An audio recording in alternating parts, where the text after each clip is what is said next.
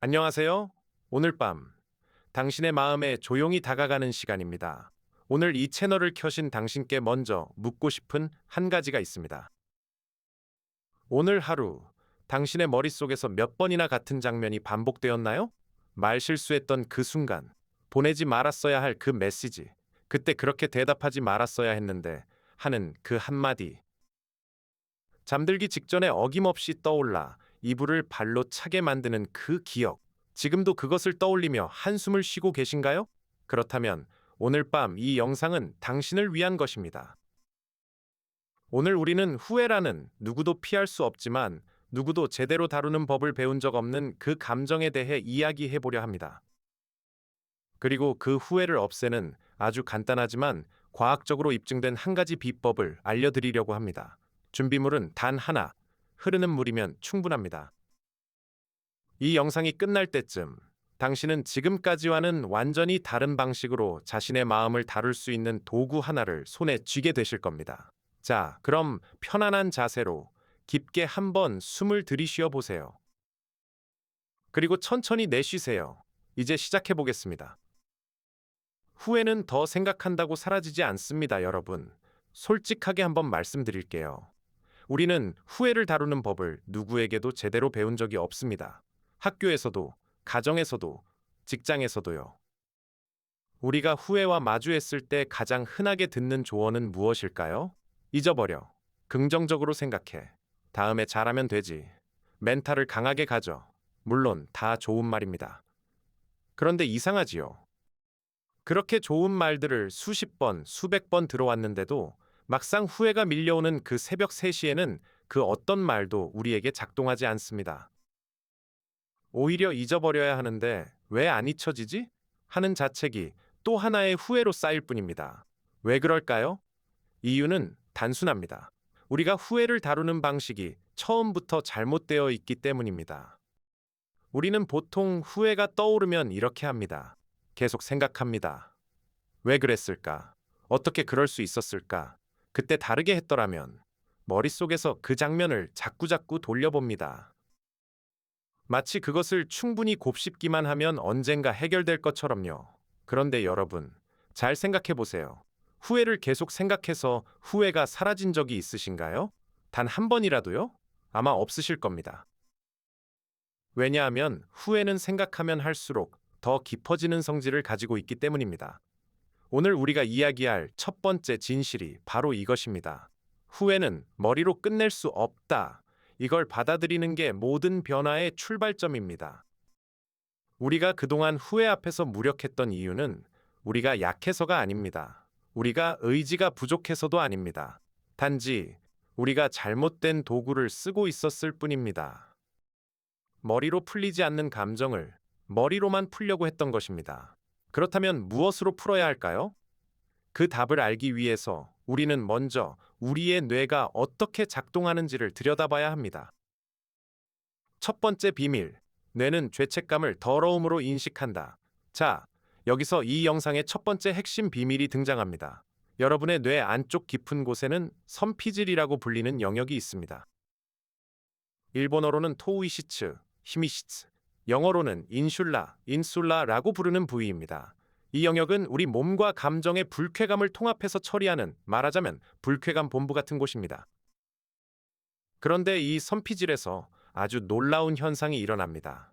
흙투성이가 된 손을 봤을 때, 그러니까 진흙으로 더러워진 손, 끈적끈적한 무언가가 묻은 손, 혹은 화장실에 다녀와서 아직 손을 씻지 않은 그 찝찝한 느낌, 이 신체적인 더러움을 처리하는 영역과 죄책감, 후회, 부끄러움 같은 감정의 더러움을 처리하는 영역이 거의 같은 자리라는 사실이 뇌과학 연구를 통해 밝혀졌습니다.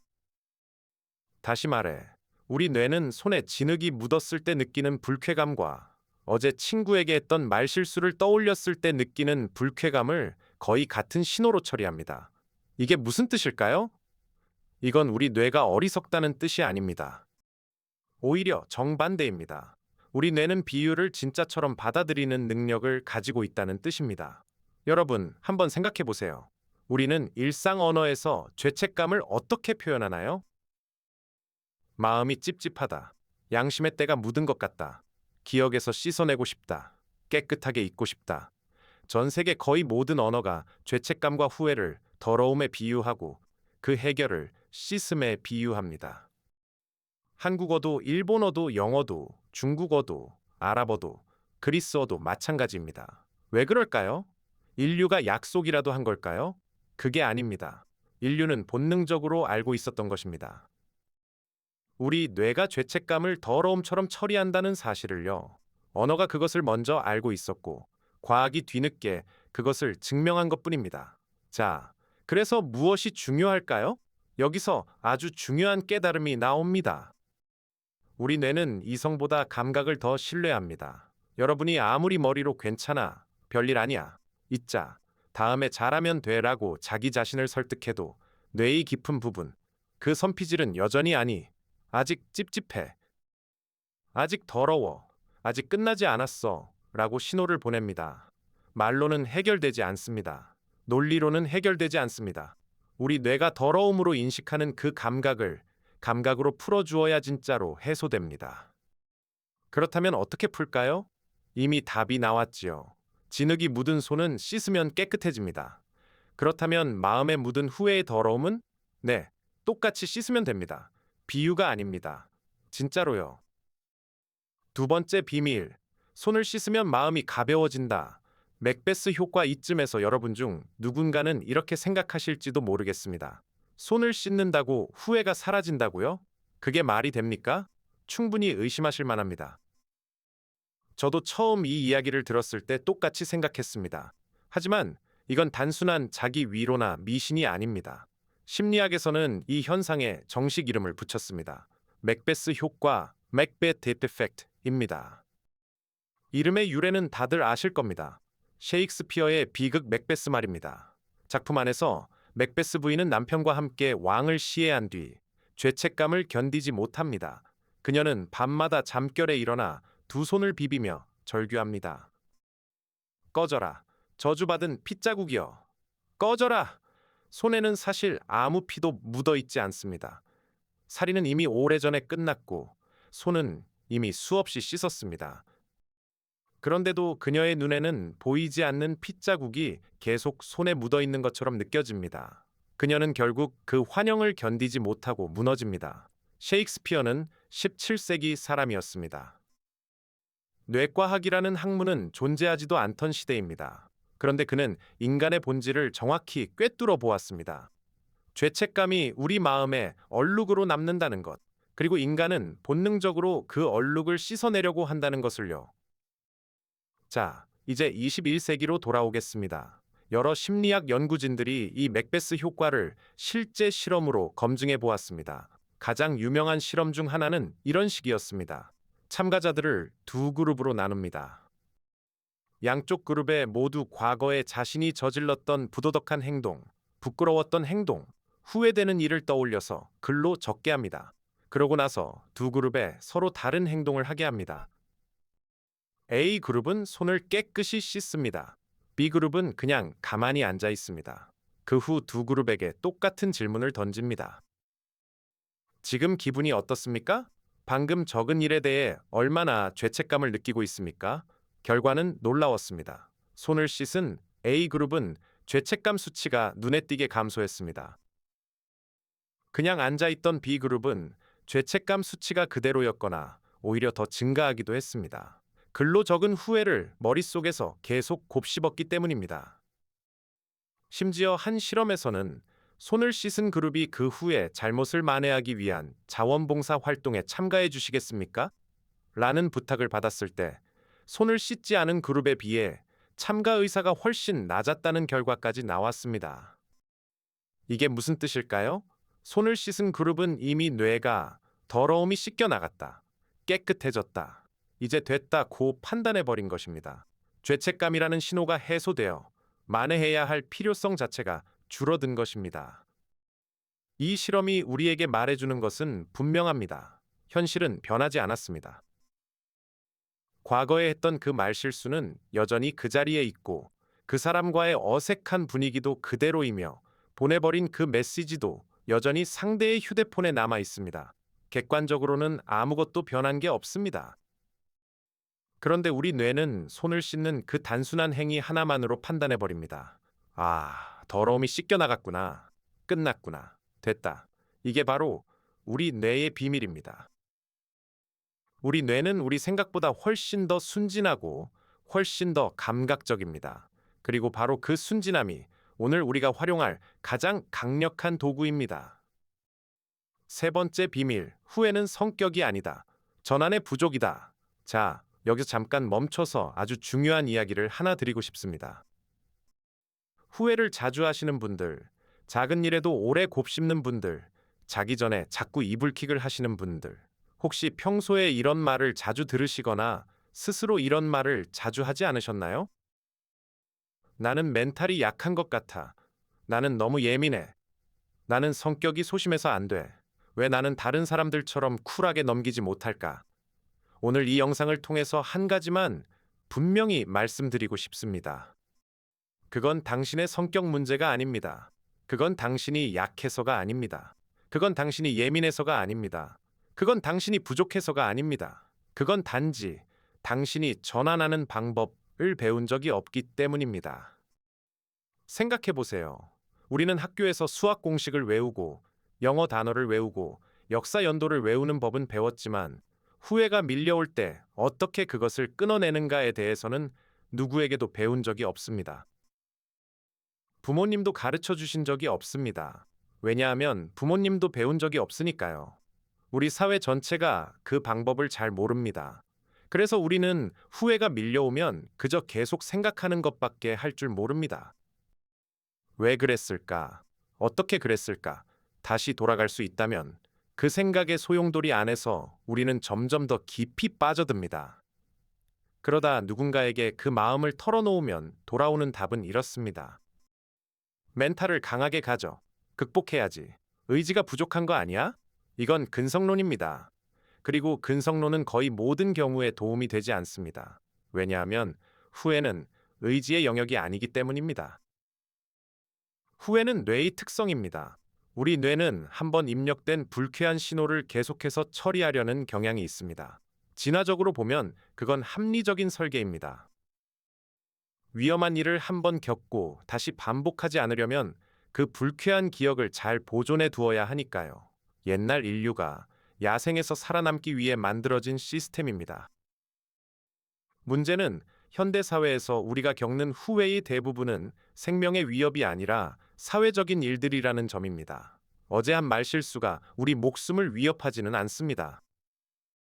그런데도 우리 뇌는 그것을 마치 야생의 위협처럼 처리하려고 합니다. 끊임없이 신호를 보내고 끊임없이 곱씹게 만듭니다. 이걸 멈추기 위해 필요한 것은 의지가 아닙니다. 전환입니다. 그리고 전환의 가장 강력한 방법은 이미 우리가 살펴봤듯이 머리가 아니라 몸을 쓰는 것입니다. 생각으로 생각을 멈추는 것은 거의 불가능합니다. 저 흰 코끼리를 생각하지 마세요라는 말을 들으면 머릿속에 흰 코끼리가 바로 떠오르는 것과 같은 원리입니다. 생각은 생각으로 끄지 못합니다. 그러나 몸의 행동은 생각의 흐름을 강제로 끊을 수 있습니다. 손을 씻는 것, 찬물로 세수를 하는 것, 산책을 나가는 것, 깊게 숨을 쉬는 것, 청소를 하는 것, 샤워를 하는 것, 이 모든 것에는 공통점이 있습니다. 몸의 감각을 새로 입력해서 뇌의 신호를 리셋하는 것입니다. 그리고 그 중에서도 손을 씻는다는 행동은 특별합니다. 왜냐하면 앞서 말씀드린 것처럼 우리 뇌의 선피질이 더러움이 씻겨 나갔다고 직접 판단하기 때문입니다. 다른 어떤 행동보다 더 직접적으로, 더 빠르게 뇌에 신호를 보냅니다. 끝났다. 깨끗해졌다. 다음으로 넘어가도 된다. 이게 우리가 그동안 몰랐던 뇌의 비상구입니다.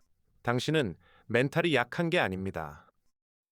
당신은 단지 이 비상구의 위치를 몰랐을 뿐입니다. 실천법. 오늘부터 시작하는 마음 청소 의식자. 이제 이론은 충분합니다. 가장 중요한 것은 실천입니다. 이론을 아무리 잘 알아도 실제로 해보지 않으면 아무 의미가 없습니다.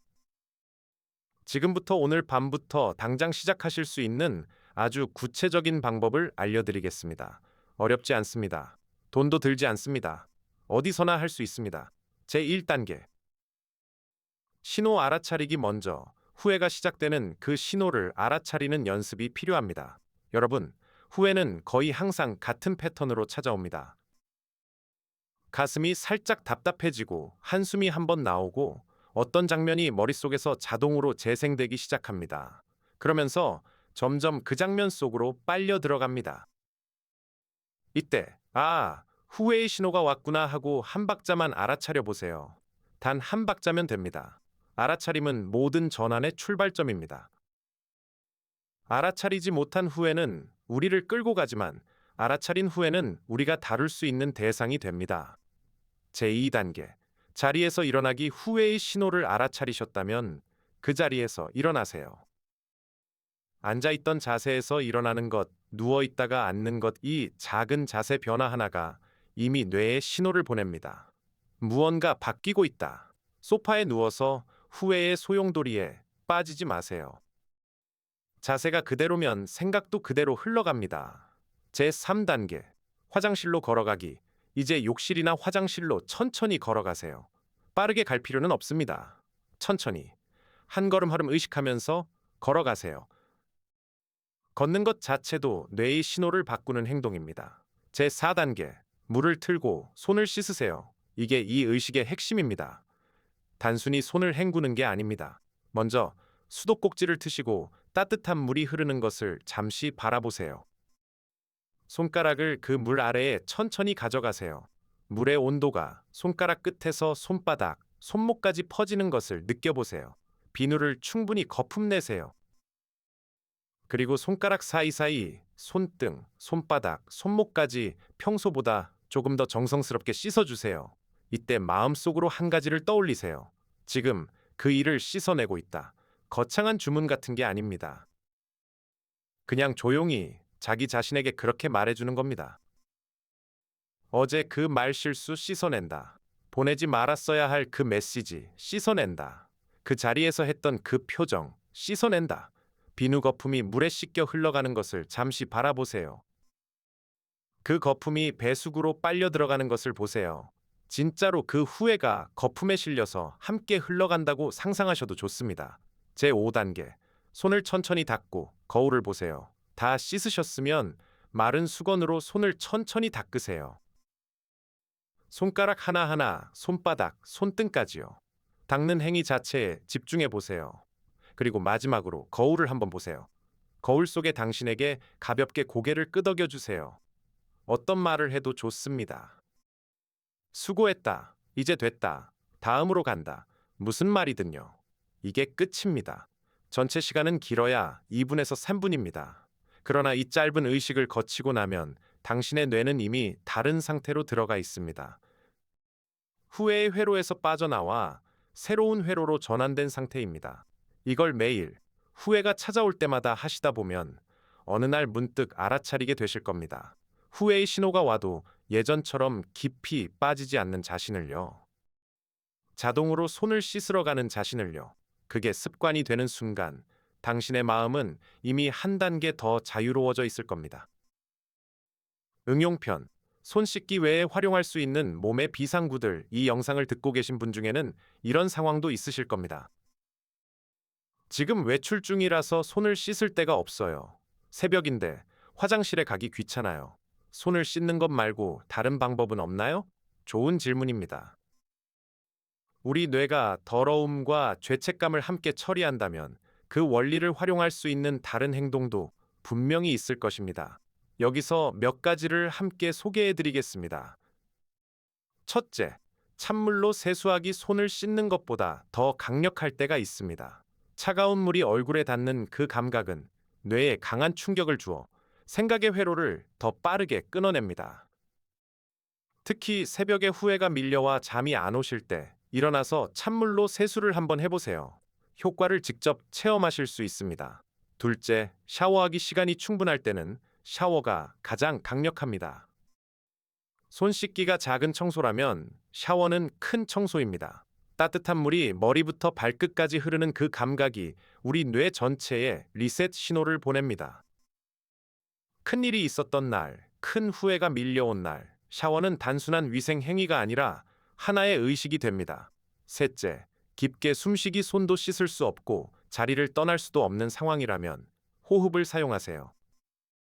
코로 4초간 천천히 들이마시고 7초간 멈췄다가 입으로 8초간 천천히 내쉬세요. 이것을 3번만 반복해 보세요. 이 호흡법은 뇌의 흥분 상태를 가라앉히고 후회의 소용돌이를 천천히 멈추게 합니다. 넷째, 산책하기. 산책은 발의 감각, 바람의 감각, 햇빛의 감각, 풍경의 변화, 이 모든 것이 뇌에 새로운 신호를 입력해 줍니다. 같은 자리에 앉아 있으면 같은 생각이 반복되지만 걸으면 생각도 함께 흘러갑니다. 후회가 깊은 날에는 그저 10분만이라도 걸어보세요. 다섯째, 정리와 청소. 서랍 하나, 책상 하나, 옷장 하나를 정리해 보세요. 물건을 정리하는 행위는 뇌에 지금 무언가가 정리되고 있다는 강한 신호를 보냅니다. 마음의 정리가 안 될 때 물건을 정리하는 것이 의외로 효과적인 이유가 여기에 있습니다. 이 5가지의 공통점은 무엇일까요? 모두 몸을 사용하는 행위라는 점입니다. 머리로만 끝내려 하지 마세요. 우리의 뇌는 몸을 통해 가장 빠르게, 가장 깊게 변합니다. 마지막으로, 우리는 약한 게 아니었습니다. 이제 영상을 마무리할 시간이 다가왔습니다. 여기까지 들어주신 여러분에게 마지막으로 한 가지를 다시 말씀드리고 싶습니다. 오늘 우리가 함께 살펴본 것을 한 문장으로 정리하면 이렇습니다. 후회는 씻어서 끊어내는 것이다. 후회가 계속 떠오르는 것은 당신이 약해서가 아닙니다. 당신의 뇌가 단지 아직 더럽다, 아직 끝나지 않았다고 착각하고 있을 뿐입니다. 그러니까 그 뇌에게 알려주세요. 행동으로요. 감각으로요. 질질 끌릴 것 같을 때는 손을 씻으세요. 의식적으로 분명하게 마음의 마침표를 찍으세요.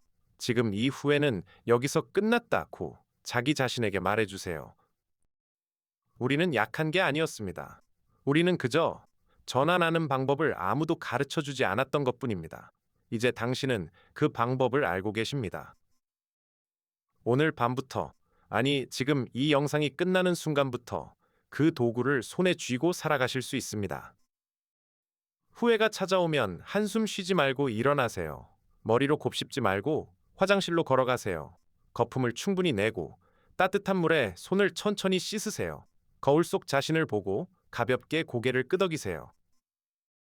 그리고 마음속으로 한마디만 해주세요. 마음의 더러움도 씻으면 지워진다. 이 작은 의식 하나가 어느 날 당신의 인생을 조용히 바꾸어 놓을 것입니다. 오늘 하루도, 그리고 오늘 밤도 당신의 마음에 평안이 찾아오기를 진심으로 바랍니다. 여기까지 들어주셔서 진심으로 감사드립니다. 이 영상이 조금이라도 도움이 되셨다면 좋아요와 구독으로 응원해주세요.